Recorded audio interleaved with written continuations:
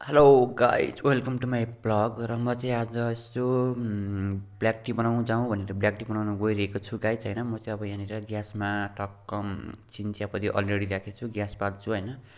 Gas बालिसकेपछि अब म PAN राख्छु होइन, प्यानमा 1 गिलास पानी राख्छु होइन ब्ल्याक टीको लागि चाहिँ।